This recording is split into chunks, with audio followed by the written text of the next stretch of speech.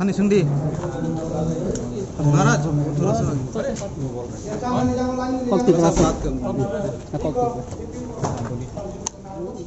Battery का ये हुआ भगवान कोई मैसेज दे रहे हैं कि हमारा स्टेटमेंट नहीं देना चाहिए। आज क्या होता सर? नहीं, मैं पताल से मिलने आया था। अच्छा बात है कि पताल पूरा डेमोक्रेटिक प्रोसेस में आ रहा है। इतने साल से उन्होंने वोट बॉयकॉट किया था, अब उनका डिसीजन है कि इलेक्शन में लड़ेगा। अब मैंने पताल को हंसी मजाक में बोला है कि अब इनको मालूम पड़ेगा कि राजनीति कितना टफ है और गंदा है त्रिपुरा में। लेकिन मैं उनको बेस्ट विशेस देता हूँ।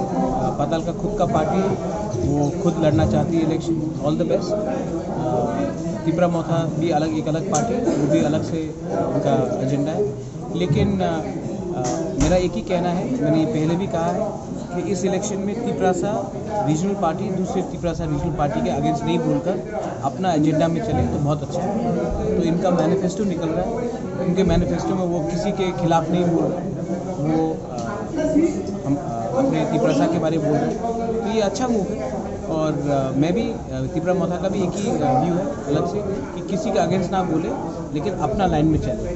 तो बस यही बात है। और कुछ अगर आपको बोलना है तो पूछ सकते हैं। Thank you.